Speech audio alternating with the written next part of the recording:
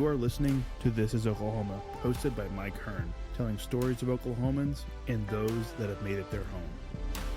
What's up, guys? Welcome back to another episode of This is Oklahoma. Mike Hearn here, host, back with another episode. Excited to share this episode with you today, but before we do, huge shout out to our sponsors. The Oklahoma Hall of Fame has been sharing Oklahoma's story through its people since 1927. For more information on the Oklahoma Hall of Fame, go to www.oklahomahof.com. And for daily updates, go to oklahomahof on Instagram and give them a follow. Our other sponsor today is Chickasaw Nation. Now, the Chickasaw Nation have sponsored pretty much everything in Oklahoma. They're a huge supporter of Oklahoma.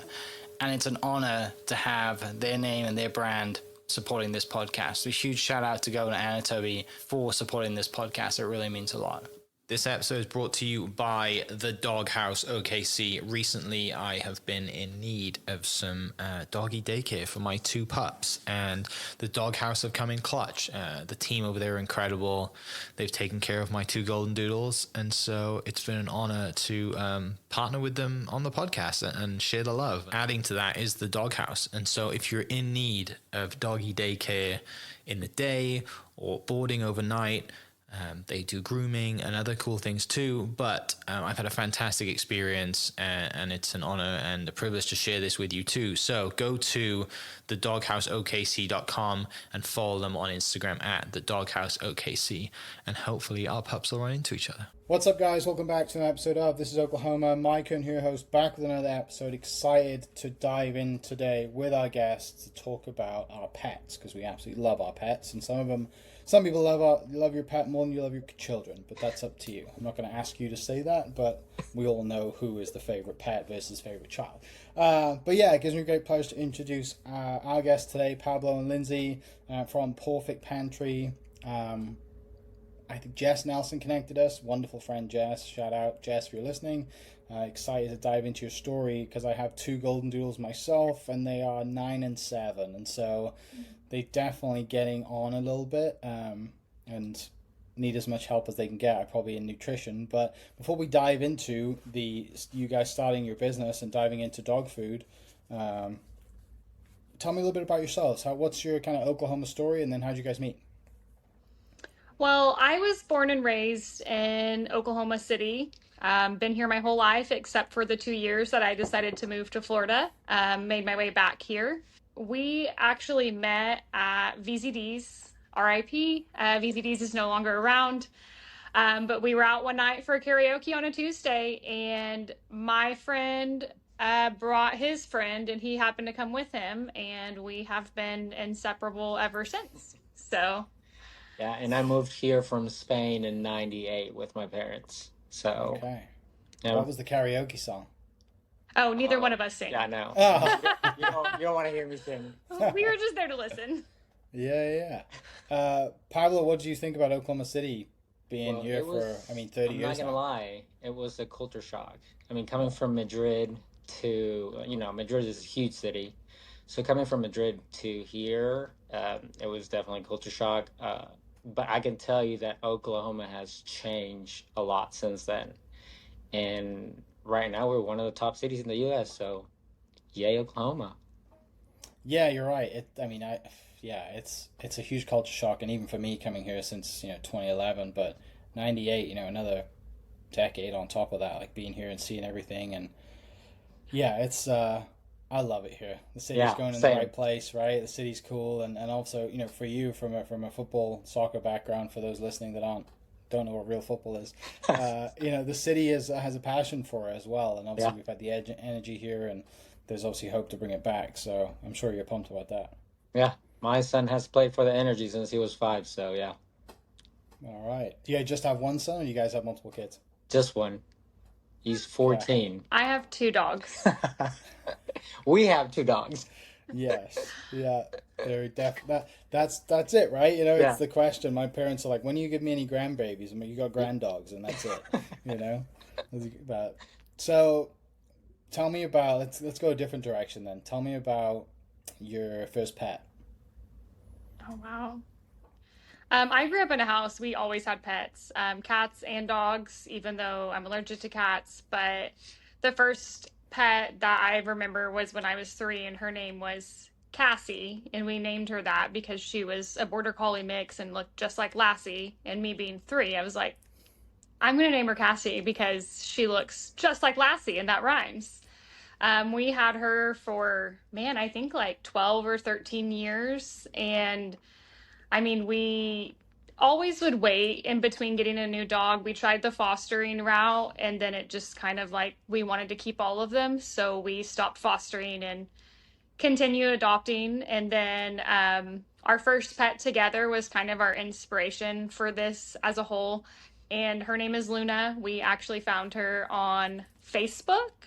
Somebody was giving her away out of their home, and we had been to the shelters, but this kind of seemed like the perfect match because we did save her. She was underweight, had hookworm, and not being taken care of. And so that's kind of where our journey started. I don't know about his first pet. Well, I had, like Lindsay, had pets all my entire life growing up too. My very first dog was a rescue. Her name was Peaches, and I mean, every every time we had one dog pass away, we get another one. So my last one in Spain before moving over was a Rottweiler called Lady, like from Lady and the Tramp. Yeah. Yeah.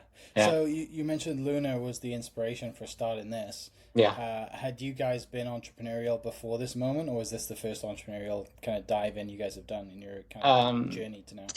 Together was our first one. Yeah. Prior to us meeting, he used to own a food truck that unfortunately he sold during COVID since all of his events got canceled Yeah. that year. But yeah, he's always done that. He does little side gigs and things like that. So we decided to try to do something together. Yeah. So let's dive into it then. Luna's the inspiration. Where does that start, and why is Luna the inspiration? What leads you to think I'm going to do this? So when we got her, with her being so sick, she wasn't even allowed to go outside for almost 12 weeks. We had her on medication, and immediately I started buying Farmer's Dog. Farmer's Dog was great. When we got her and started putting her on it, she was like 5 pounds. So it was great. Affordable. The only thing that was kind of a setback was you didn't have options in the meal plans. And so there was a certain meat in there that just never sat well in her tummy. I had contacted them trying to get that taken out. And then as she grew, the prices just kept going up and up. I think we stopped when she was about 11 or 12 pounds. And the amount we were paying then is double what we pay for ours. So we really just started making her food at home. We weren't selling it. We were just making it, feeding it to her. And after about a year of doing that, we were like, okay, let's do some research. Let's see what we could do with this. Something that's super vital for dogs is eggs. And most of the bigger companies don't add eggs to their food. That is something that we do. We are starting to incorporate some higher fiber options as well, with legumes and lentils and things like that. But it took us about a year of just, bouncing ideas back and forth and trying to figure out how are we going to package, what are we going to do, lots of trial and error, especially with the treats that we do. But we wanted to make sure that everything was human grade, best ingredients. And so it's been about 4 months since we officially launched. We made social media a couple months prior, and then we started selling about 4 months ago. But we just wanted to offer people here. I know so many people that buy from big companies, which that's great. But I also know Oklahomans, and Oklahomans love to shop local. And so we were like, this could be really great for us and the city, honestly. Yeah, and so Pablo having the food truck, obviously you come from a cooking background, so you don't have to worry about, recipes for dogs and all the things. Like you have that background in you. Mm-hmm. Yeah, I do have a background. I have a passion for cooking. I always have ever since, I was in the kitchen with my grandma. She taught me everything that I know. I'm not a chef, but she thinks I'm a chef because all of the great stuff that I make her. But our dogs love what we make. And I'm not just saying our dogs, like Luna and our newest addition, Caruso. But all of the customers that we have love our food. Yeah, I mean, my mum was the cook in my family. My dad cooked as well, but my mum was the main cook, and I wish I would have spent more time learning because I'm terrible at it. I can get by. I know how to work a George Foreman and my microwave, and that's it. Turning the oven on scares me.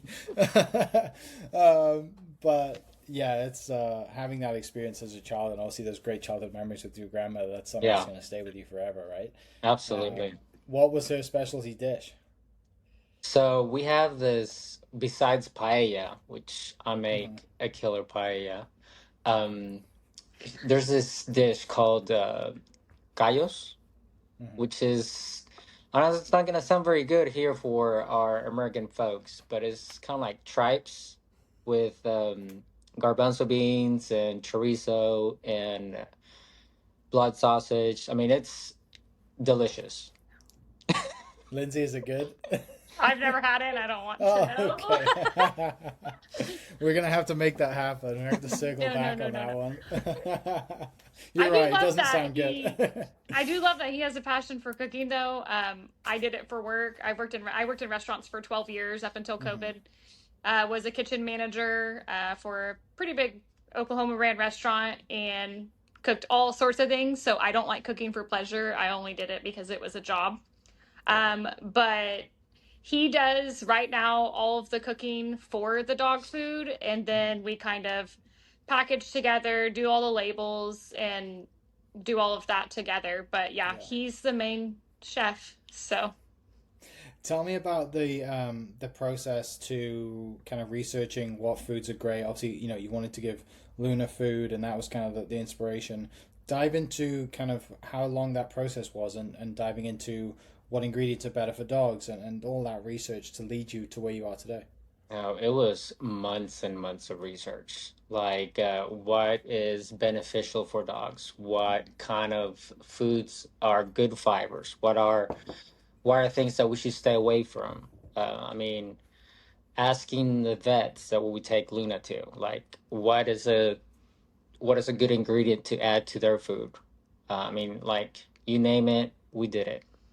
I mean, also on top of that, yes, it was months and months. That's why it took us about a year to launch.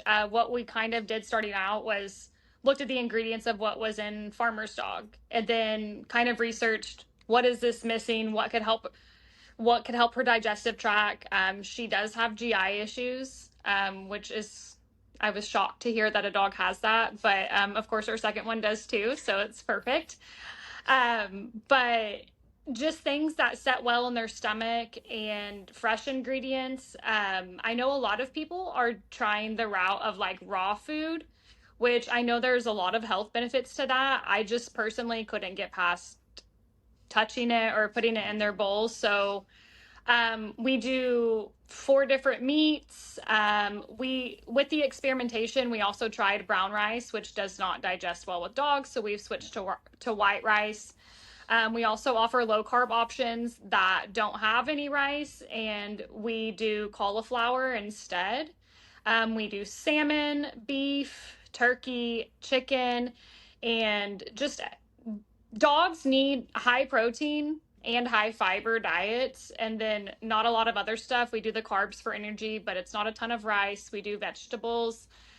But something that's well balanced. I mean, I know that they're pets and I know that they're animals, but eating like people is what's best for them. The reason we are starting to add more fiber to some of the meals is because even with the veggies and everything having fiber in them, your dogs do need a little bit more fiber than the average person, I guess you could say.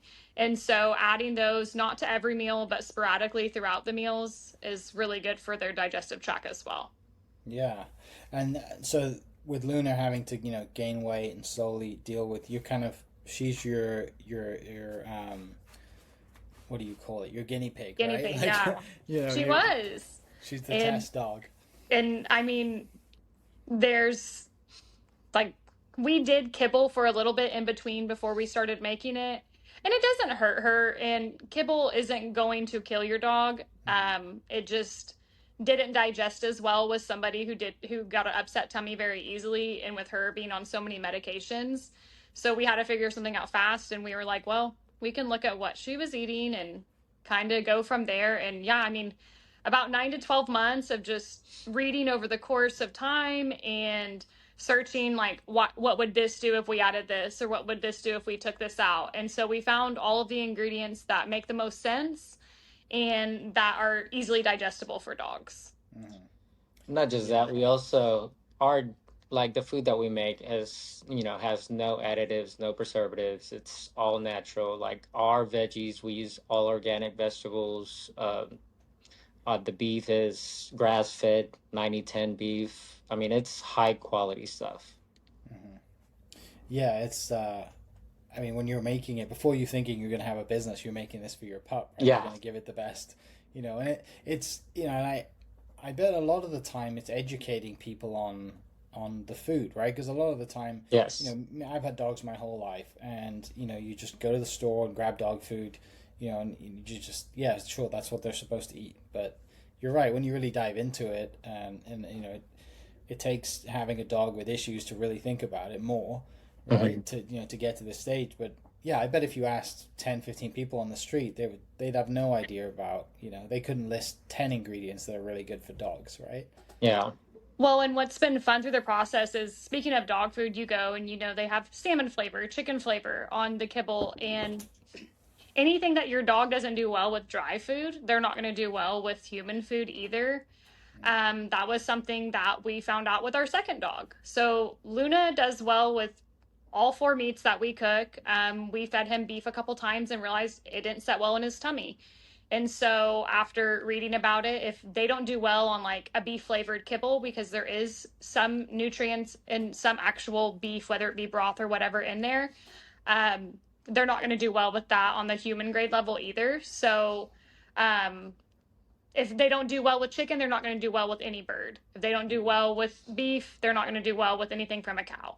So just learning that through the process, he just gets turkey, chicken, and salmon every once in a while now. But every dog is different, and some dogs, like the one Luna didn't do well with from Farmer's Dog, was the pork. So we just never made pork. I've seen people do other meats, but it's just a process of elimination, which is why we always recommend people grab a couple packs before you do a subscription, see what your dog likes, see what they digest well, and then we can, do your subscription based off of that. If they do well on all 3 or 4 or whatever it may be, then perfect. But every dog's different. We just got unlucky with 2 dogs with digestive issues. So, What's your second dog? We did rescue him from a rescue. He is Pomeranian, Dachshund, and Chihuahua.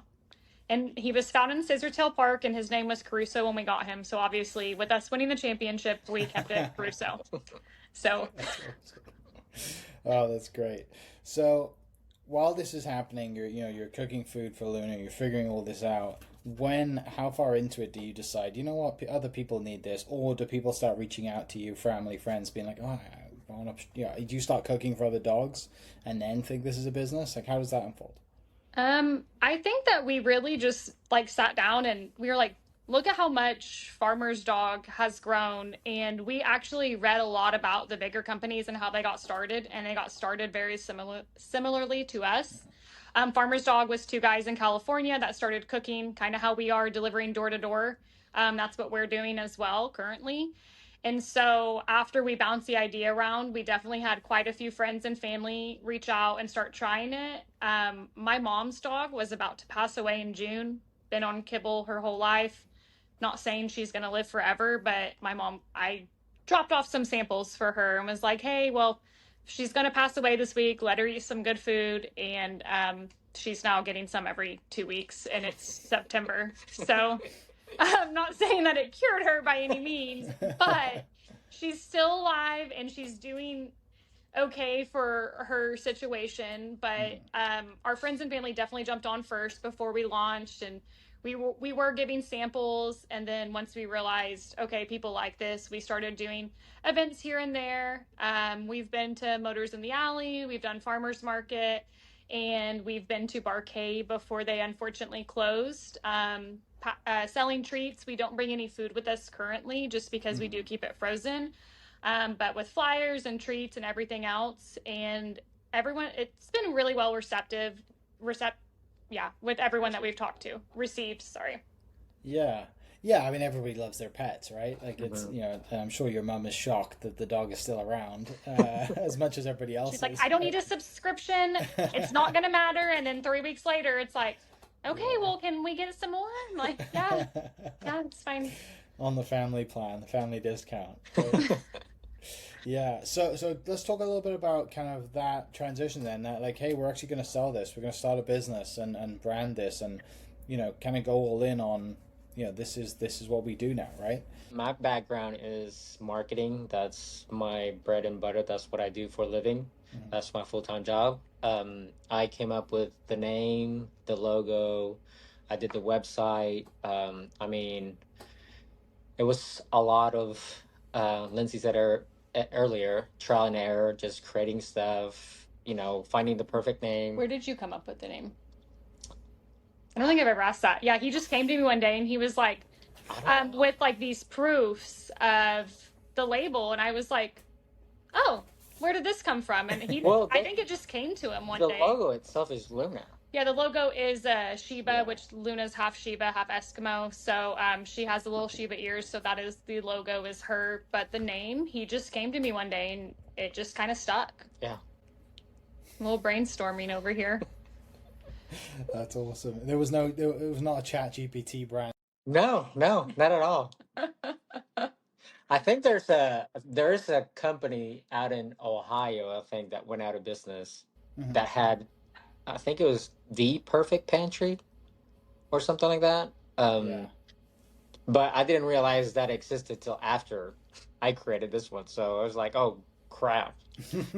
But I mean, yeah, I was shocked. I mean, he didn't come to me, he didn't ask any questions. Just one day he came in and had the logo, and I was like, okay.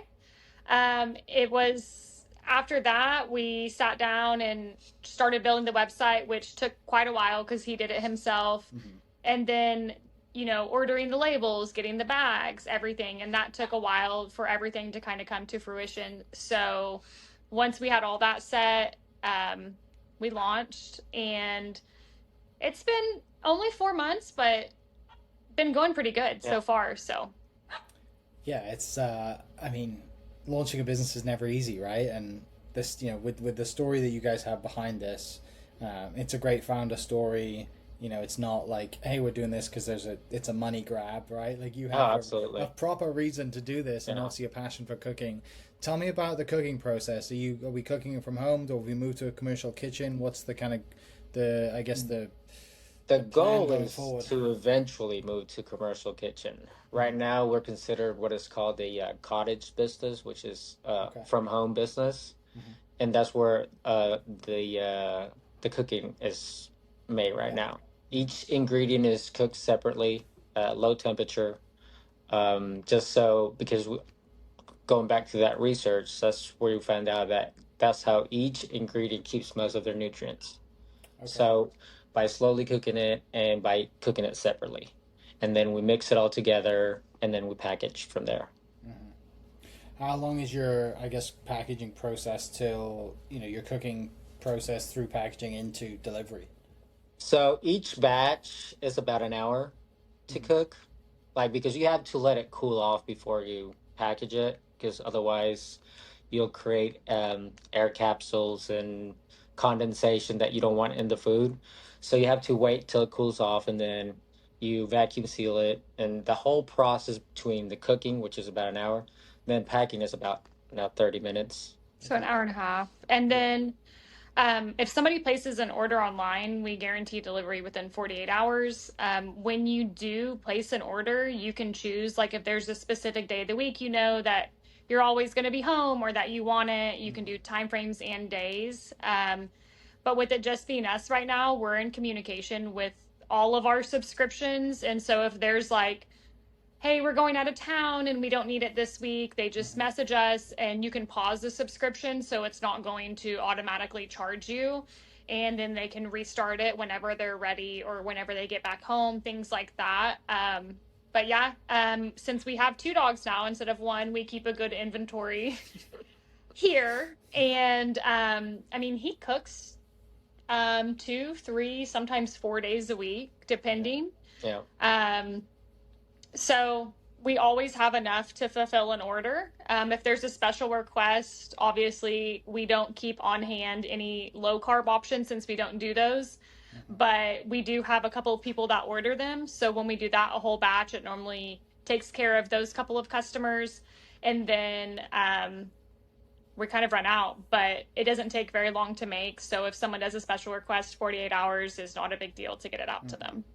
And this isn't just for dogs with issues, right? It's for any dog. Any dog. Any dog. Yeah. Our target market is people who Love their dogs. love their dogs as much as I do, think that they're their children and want what's best for them. I know so many people that buy human grade food. I think it's just a matter of them getting to know, oh, there's somebody local that does the same thing. Pricing is a little bit less. If we had Luna on Farmer's Dogs still, we would be paying about, I think when I stopped and she was 11 pounds, I was paying $170 every 2 weeks. And for that size on ours, it's $49.99. So instead of paying like $300, you'd be paying $100 a month. We do have some people that, because we feed them just straight food, some people do want to keep the dry food kibble in their diet, which is perfectly okay. They use it as a topper, they mix it, so it lasts a lot longer. But there's many ways to go about it. If you don't want to do the just human food, that's fine. You can mix it. You can do it as like a treat. You can do it as a special occasion. For any dog that you want to give something good to. And the treats are really fun. We offer 4 treats. We do banana bites, sweet potato chips, bacon bites, and chicken chips. They're all cooked in a dehydrator. So we do obviously pre-cook the bacon and chicken and everything and then throw it in the dehydrator. But it's really just slicing and throwing it in there. And so they come in a sealed package with a good shelf life. And so those have been really good, especially at events that we've done. And you're not in any stores right now, right? This is just you on the website. You come to you guys directly and subscribe? Yes. We have talked to a couple of like dog stores that do like people have grooming stations and then they have like a dog pet supply store. Some local ones. It just hasn't came through yet, but we're hoping in the next couple months that we will at least have treats somewhere. We would love if somebody has space for a freezer for them to house the food as well. It's just finding someone that has the freezer and keeping it in there for us. But we're hoping that happens at some point. Let's talk about that then. So the storage of all the stuff, it has to be in the freezer. Is that what you're saying? So after we package it, it goes straight in the freezer, and then you pull it out about 24 hours before you use it because it does take about 24 hours to thaw. We use 1 pack a day or 1 pack per meal between our 2 dogs, so 2 packs per day. So we always try to have a couple in there. It stays better longer frozen. If you keep it thawed out, it's only good without opening it for probably about 7 to 10 days. Well, more like 5 to 7 days. Yeah, if it's long enough then. Yeah. Like if you're to look at it, it's like human food. Yeah, if you have something in your fridge that you cooked, how long would you eat it after you opened it? It's kind of like the rules that I'd like everyone to follow or think about. I mean, it is human food, so if you had something in your fridge, how long would you eat it? But once it's frozen, the shelf life is 6 months. 6 months. Okay. So yeah, that's really cool. So hopefully next time, in a year or whatever, I reach back out, we chat and we catch up. You're in stores and subscriptions have gone through the roof, and I've seen you guys all over the news. Tell me about, you said you've been going to some events. You're at Motors in the Alley and you did the farmer's market. And is that right now kind of the easiest way to get in front of people? Right now we have done some marketing. We are in the Stroll magazine with Rose Creek. We have done a couple of collabs with some influencers, but I think that's the best way. And also just meeting people like, hey, we we are the owners. We are the people that are going to be doing this, that are going to be making and delivering the food. I think Motors in the Alley was actually probably the best one. Farmers market. I just don't know that people were there for dog food. It was just a little bit weird. We only did it once, but we are hoping to go back to Motors in the Alley before the end of the year. I know they just had one, so hopefully at the next one. And what I like about that is it's all local vendors, and when the weather's nice, there were so many dogs there. So many dogs. So that was easy. And they were doing adoptions for dogs. So we were offering to give treats and stuff if anybody adopted a dog, all these other things. So I think that is the easiest way to get in front of people right now. Social media, we are doing our best. He does marketing, but his marketing is not necessarily social media. So I'm in sales. It's easier for me to see someone face to face and just have a conversation and tell them our story. Yeah, the social media game, it's a minefield, but being consistent, right? And the good thing is your target audience and also your subjects are cute dogs, right? Like, yeah, you start putting dogs all over your Instagram page, I think people can start jumping on board. Let's dive into some, I guess, things that you found out, things that surprised you, maybe some facts that some people don't realize about, the product that you guys have and the industry that you guys are in now. So one of the things that shocked me the most was when it comes to kibble. Like, I think kibble was not introduced till like the early 70s, I think is when it said. And the lifespan of dogs back then, where they were living till age 19, 17 with no problems. Now we have a lot of health issues, and a lot of people are just saying that it's because of the kibble. So, I mean, I am not going to say that's what it is, but I think that feeding them, human grade food that we used to feed back in the earlier days is where it's at.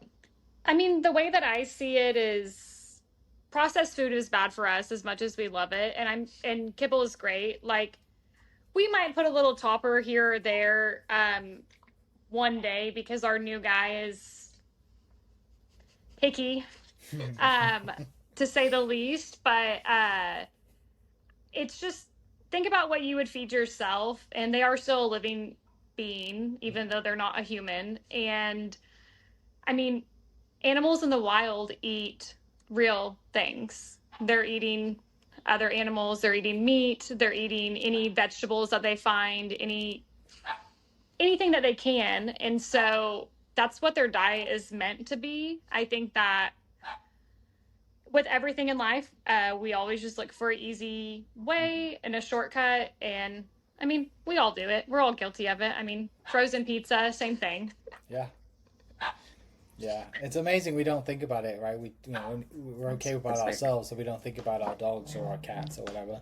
So, I was gonna say, like, yes, we are marketing to dogs, but cats can also eat if they want to. My mom is also feeding it to their cat, so who's still alive? Definitely alive. Yeah, no, that cat is like a panther. Yeah. Oh, that's awesome. So, what's the website? Where can people find you? And how can they start taking some products to test? Website is www.pawfect, PAWFECT-pantry, PANTRY.com. Okay. And the same for social media? Yeah, well, social media is Pawfect Pantry OKC for Facebook and Instagram. Okay, awesome. Well, I'll make sure that people get those links in the description. People can check those out. Let's finish with this. One bold prediction for you guys from a year from now. If I reach out in a year, what am I going to see? Well, hopefully... full-time job. Yeah. My goal, I mean, I absolutely love my job. I love what I do. I think I was born to be in sales, but I would love to obviously work for myself and have this be our full-time income. Yeah, I agree with that. I love my job. I've been in the same company for 19 years this year. It's what's provided me the means to do this. But at the same time, dogs is what I love. Like, their well-being, them being happy, them living long lives. That's where it's at for me. Yeah. So doing this full time will be great.